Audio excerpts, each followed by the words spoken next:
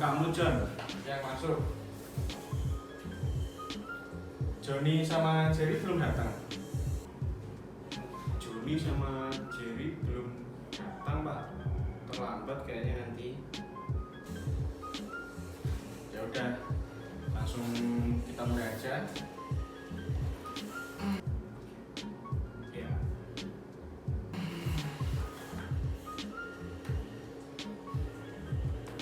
Sebelum kita mulai, alangkah baiknya kita berdoa lebih dahulu.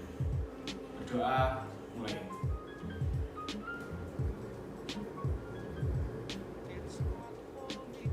Berdoa selesai.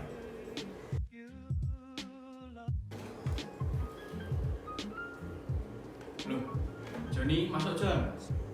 Langsung berdoa dulu kamu.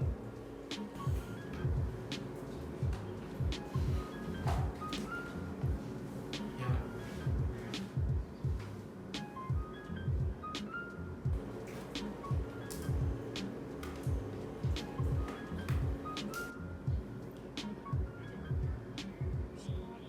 Sudah Pak. Sudah. Kita absen dulu ya. Ini kamu absen dulu sama Johnny.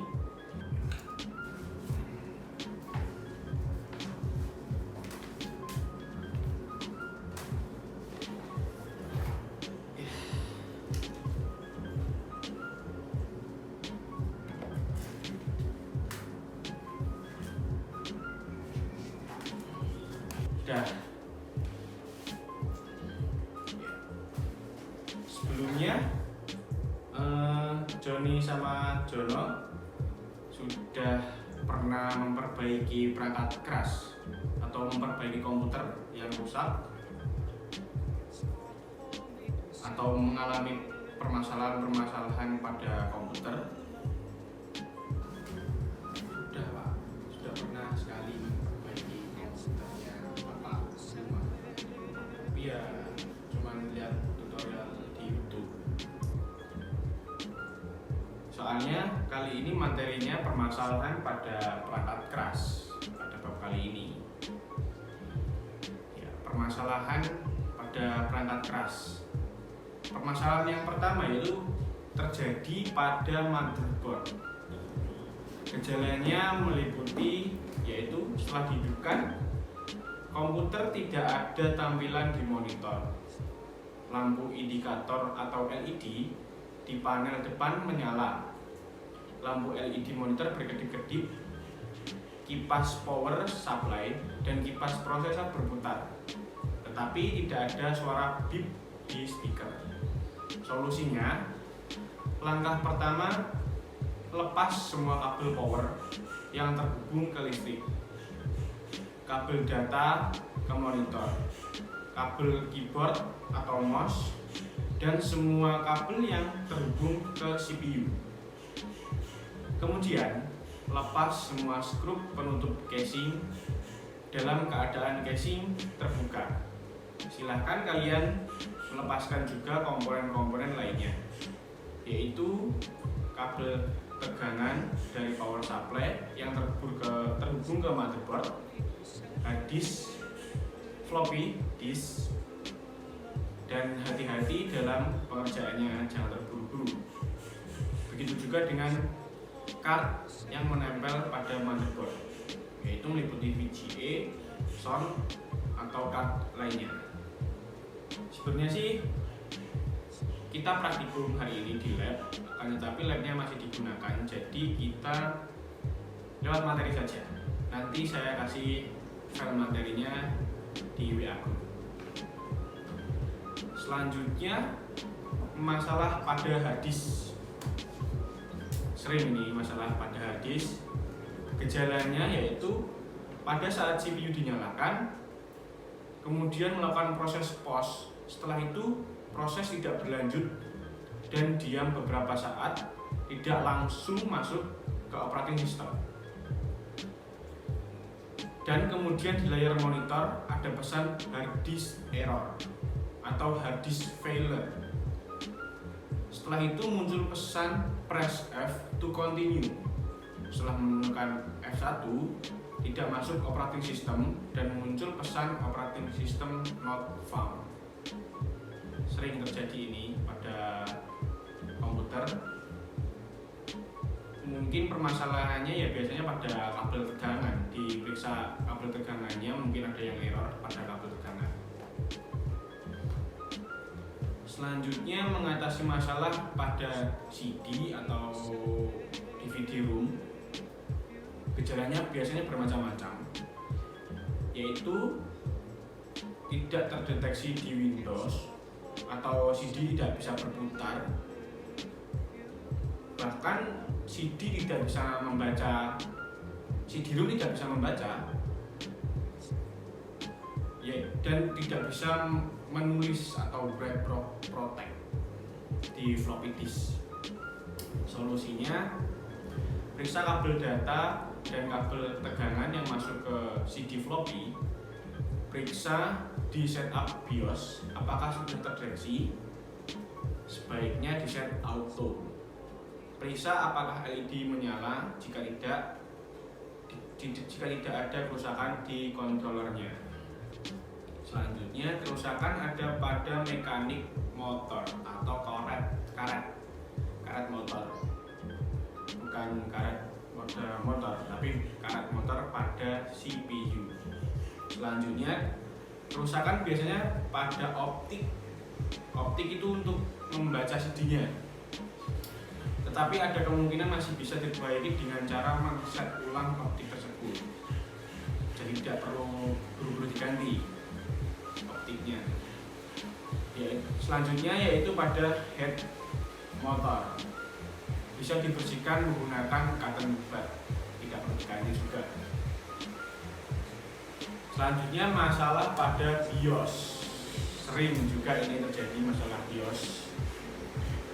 Hati-hati dalam update BIOS.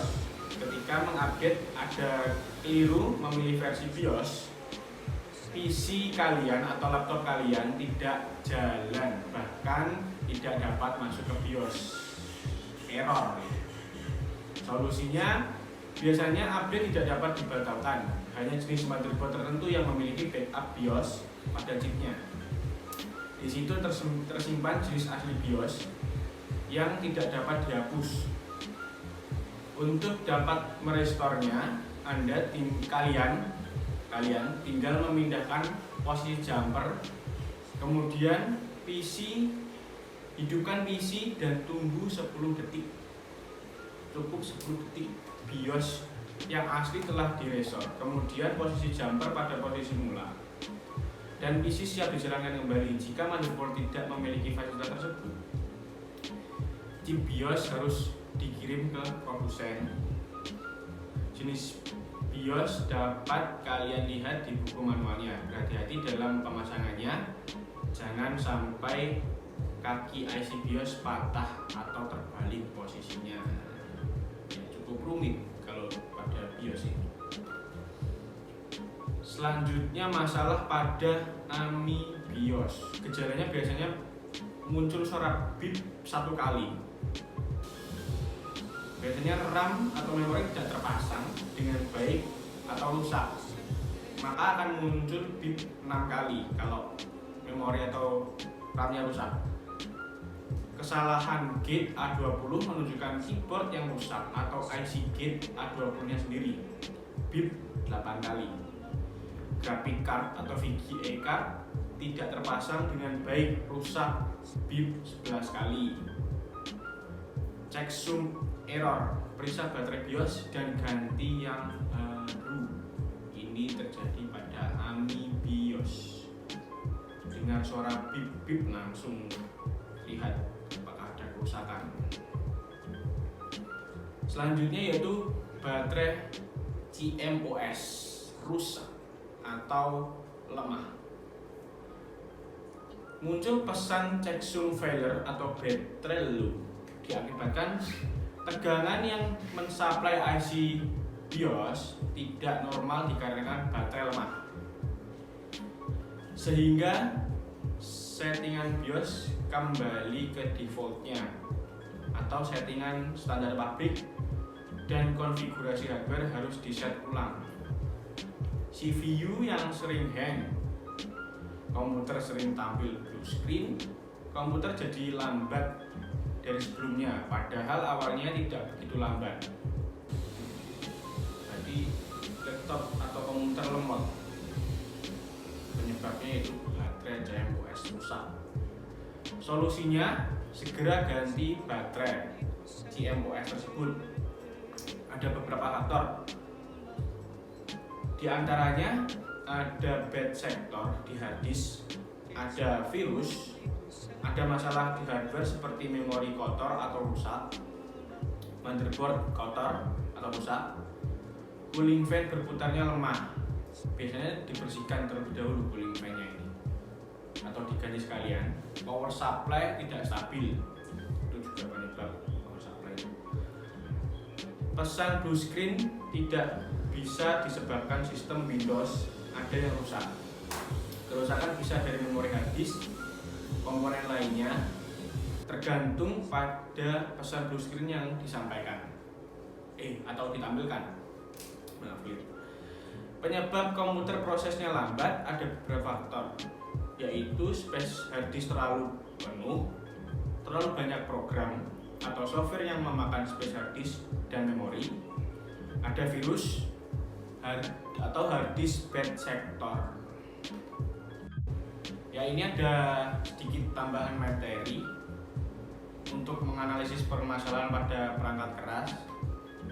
Yang pertama yaitu komputer reboot sendiri, bahkan mati. Masalah ini sering terjadi pada komputer kita yang disebabkan oleh masalah perangkat kerasnya, terutama prosesor yang overheat atau terlalu panas. Itu biasanya digunakan untuk main game atau terlalu lama-lama digunakan, biasanya cepat panas. Panas berarti prosesor ini bisa disebabkan oleh kinerja kipas pendingin yang kurang maksimal atau juga pada prosesor yang sudah mengering, perlu diganti. Yang kedua, CPU menyala tapi monitor tidak menampilkan apapun. Masalah ini umumnya terjadi akibat RAM yang tidak terdeteksi sempurna, karena fungsi RAM adalah sebagai penyimpanan sementara yang menyimpan proses berjalan. Jika RAM tersebut bermasalah, maka tidak ada perangkat yang bisa menyimpan proses software berjalan, sehingga tidak ada yang bisa ditampilkan pada monitor. Selanjutnya yang ketiga, komputer mati total. Pada kondisi mati total ini biasanya berhubungan dengan arus listrik,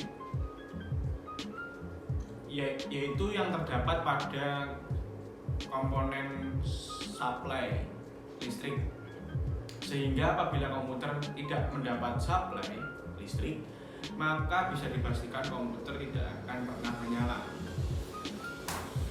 Kalian bisa melakukan pengecekan mulai dari kabel power yang mengarah ke sumber listrik,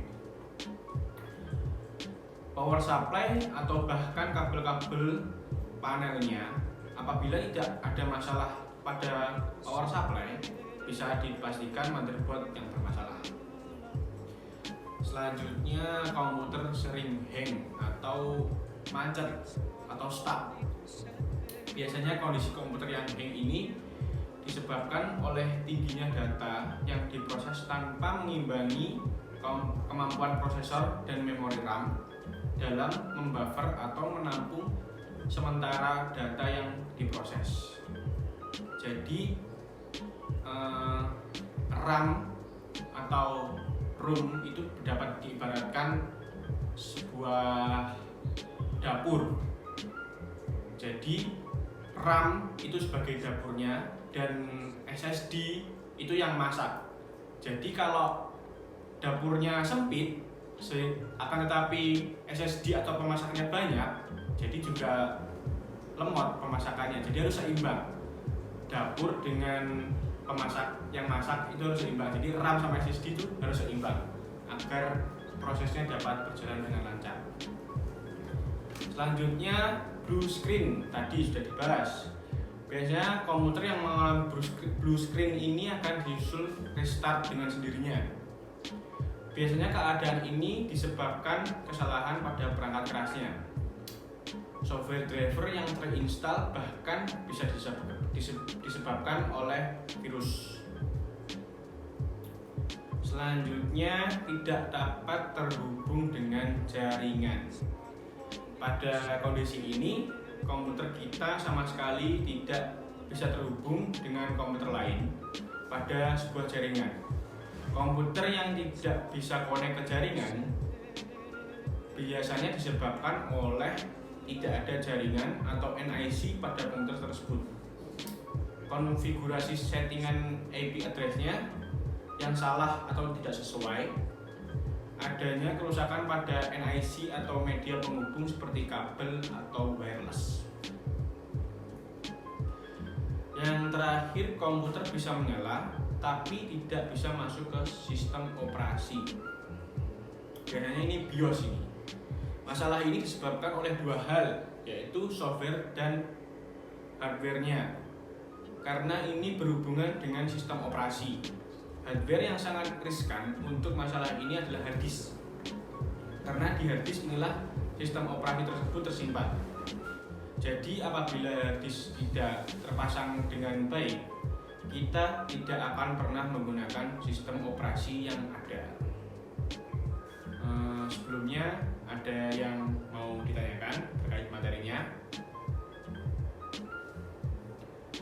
Kalau tidak ada, saya kasih tugas ya, dikerjakan sekarang.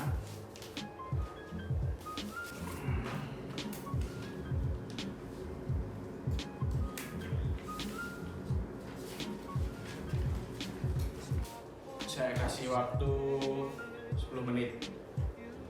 Ya, langsung dikerjakan.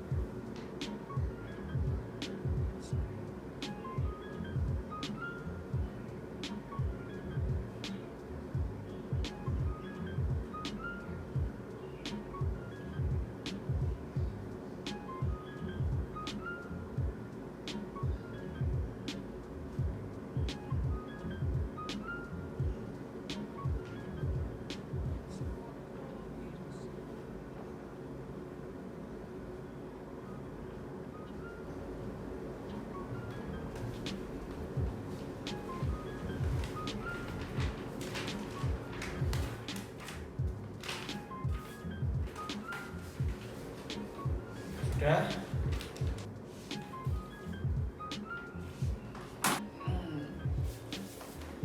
Ya. nanti akan saya koreksi, nilainya akan masuk nilai tugas kalian. Ya, langsung saja kita tutup. Sebelumnya mari kita berdoa terlebih dahulu. Berdoa, mulai.